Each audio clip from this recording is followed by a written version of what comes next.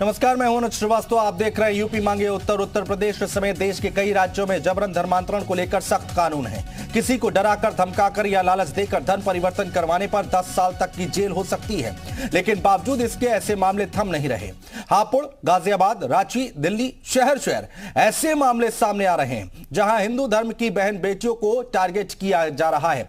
Love जिहाद और धर्मांतरण का हाई प्रोफाइल मामला रांची से सामने आया। मॉडल मानवी ने तनवीर नाम के एक शख्स पर गंभीर आरोप लगाए। मानवी का कहना है कि पहले तो तनवीर ने हिंदू बनकर उसको प्रेम जाल में फंसाया और फिर उस पर धर्म परिवर्तन कर शादी का दबाव बनाने लगा। रांची की तरह हापुड़ में भी ऐसा ही मामला सामने आया।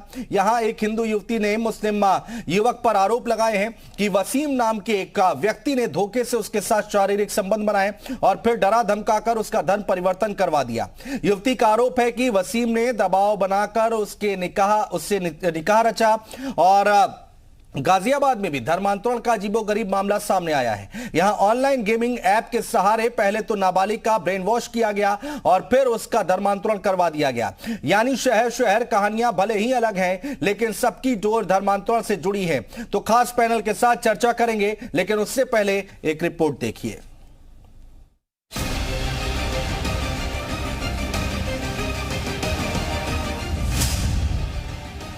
तनवीर अख्तर खान मुझे यश के नाम से मिला था। 4 महीने बाद मुझे पता चला कि इसका नाम तनवीर खान है।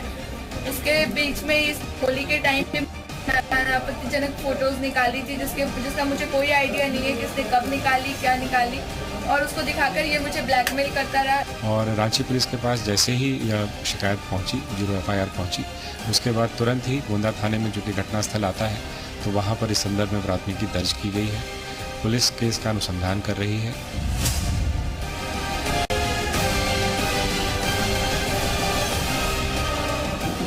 तत्काल ही सुसंगत धाराओं में अभियोग पंजीकृत किया है तथा इसमें सभी पहलुओं पर जांच की जा रही है।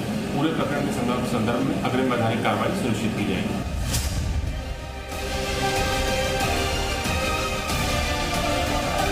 बहला फसलाकर उन्होंने एक दिन उसको सेवैयाँ खिलाई। सेवैयाँ के अंदर उस बिटिया ने बताया कि कोई नशीली चीज़ मिला दी। नशीली चीज़ मिलाने के बाद जैसे वो बिटिया बेहोश हुई, उसके बेटे ने उसके साथ फिर बलात्कार किया। बलात्कार करने के बाद उन पर दबाव बनाया।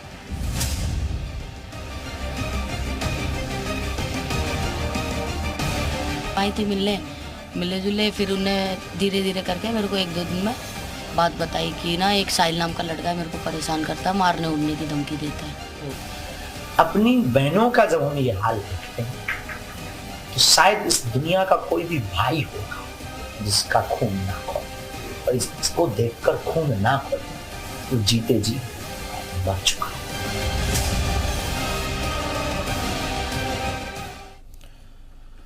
तो चर्चा शुरू करें उससे पहले बताते हैं कि आखिर धर्मांतरण की मॉडस ऑपरेंडी क्या होती है, क्यों धर्मांतरण किया जाता है, ये हम आपको बताने जा रहे हैं। एक धर्म को मजबूत बनाना मकसद है क्या, ये अपने आप में बड़ा सवाल है। धर्मांतरण से लोगों को विशेष धर्म से जोड़ा जा रहा है या फिर जोड़ा जाता है।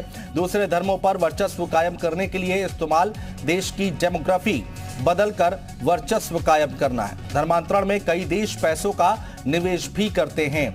इसके साथ ही साथ किसी देश में जनसंख्या बढ़ाने का आधार है धर्मांतरण। ये तमाम मुद्दों को लेकर बातचीत करेंगे और हमारे साथ खास पैनल भी जुड़ेगा। लेकिन क्या है इसके पीछे की वजह, लोग जो कयास लगा रहे हैं या फिर क्या बातें निकल कर आती है, वो हम आपको बता रहे हैं। हमारे साथ नितनेम सिंह सोढ़ी साहब हमारे साथ जुड़ रहे हैं, मनोचिकित्सक हैं, और मोहम्मद अतीक हैं जो कि मुस्लिम स्कॉलर हमारे साथ जुड़ चुके हैं। आप दोनों का बहुत स्वागत है। वकील हैं रेणु जी सिंह, वो हमारे साथ जुड़ चुकी हैं। आप तीनों का बहुत स्वागत है। रेणु जी सिंह जी, आपसे सबसे पहले चर्चा की शुरुआत करेंगे। जरा आप एक बार हमें समझाइए कि धर्मांतरण को लेकर देश में कानून क्या क्या है और उसको कैसे पालन किया जाता है, या फिर जो कानून है उसको और सख्त बनाने की जरूरत है। जी बिल्कुल, आपने सही कहा कि देश में कानून की कमी नहीं है, कानून है। और धर्मांतरण को लेकर के जो है सीरियस यानी कि गंभीर रवैया अब हम देख सकते हैं। धर्म को पालन करने की या धर्मांतरण करने की आजादी बिना छीने हुए कानून कहता है कि यदि कोई अपनी मर्जी से बिना किसी दबाव, बिना किसी लालच, बिना किसी भय के यदि कोई अपना धर्म परिवर्तन करता है तो हमारा जो आर्टिकल कॉन्स्टिट्यूशन में दिए हुए हैं 29(3) वो बड़े स्पष्ट है इस विषय पे। किसी को यदि अपना धर्म परिवर्तन मर्जी से करना है तो सर हमारा कानून बहुत ही लिबरल है।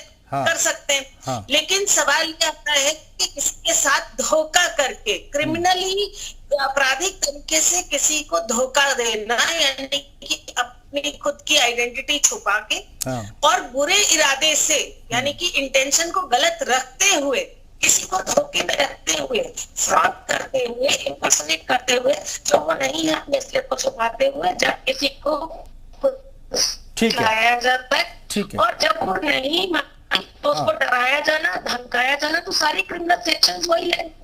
जो आपके सीआरपीसी में हमारे जो सीआरपीसी के जो सेक्शंस है वही लगते हैं। उसको मुख्य रखते हुए उसके साथ सेक्स संबंध लेना रेप की कैटेगरी में आता है। और 354 भी है इसमें, देखिए कि किसी महिला की गरिमा को नहीं। रेणु जी, मुझे जरा एक बात समझाइए, ये एक बात मुझे समझाइए, अगर कोई धोखा देकर या फिर अपना धर्म छुपाकर या फिर किसी और तरह का लालच देकर धर्म परिवर्तन करवाता है या फिर अपनी पहचान छुपाकर अगर कोई शारीरिक संबंध बनाता है तो वो रेप की कैटेगरी में आता है। और उसमें क्या रेप के ही जो यहां पर केसेस हैं, मुकदमा है, धाराएं हैं, वो लगनी चाहिए?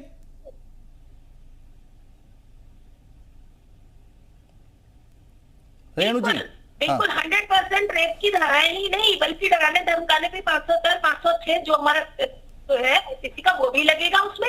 षड्यंत्र करके एक या से अधिक लोग हैं तो 120 जो है आईपीसी 120 भी लगेगा, जब उसमें कई लोग सम्मिलित हैं तो वो भी लगेगा।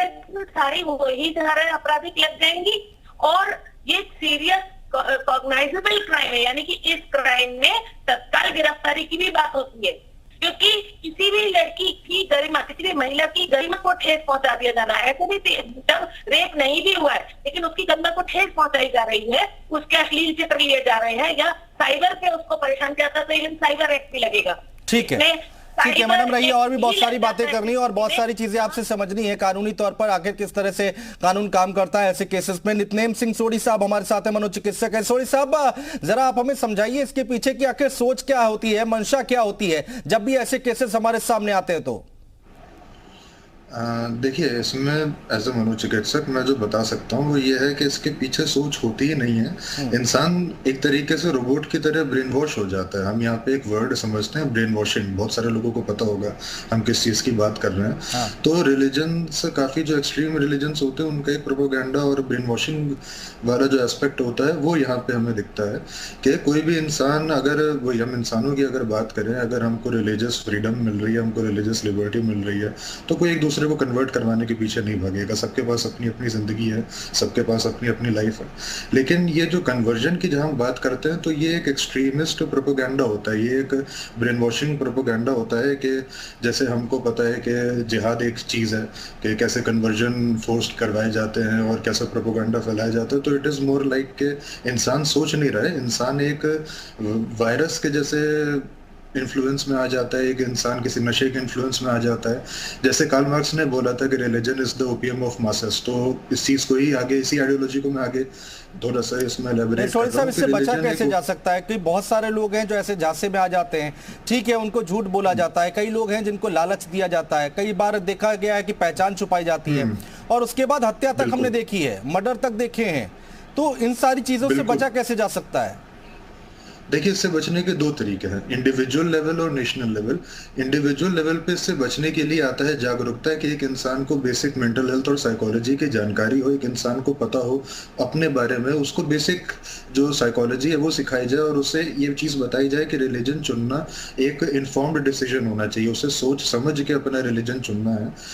ये इंडिविजुअल लेवल पे किया जा सकता है। और एक बहुत ही इंपॉर्टेंट चीज़ मैं यहाँ पे पुटअप करना चाहूँगा, जिसको हम एक नेशनल लेवल पे बोलेंगे, रिलीजियस इक्वालिटी की नीड है। जैसे अगर हम कुछ मुस्लिम लॉ बोर्ड्स के बारे में करें तो वहाँ पे ये चीज़ स्पेसिफिकली डिसअलाउड है कि जो मुस्लिम फीमेल्स हैं वो एक हिंदू मेल के साथ शादी नहीं कर सकती, उनके लिए स्पेसिफिकली प्रोहिबिटेड है। लेकिन अगर हम अपोजिट देखें तो हिंदू में ये चीज़ नहीं है, मतलब रिलीजियस इक्वालिटी नहीं है। मुस्लिम स्पेसिफिक कम्युनिटी अपने फीमेल्स के ऊपर प्रोहिबिशन लगा सकती है कि तुम किसी और फलाना रिलीजन के मेल के साथ शादी नहीं कर सकती, लेकिन किसी और रिलीजन में हमको ऐसा नहीं दिखता।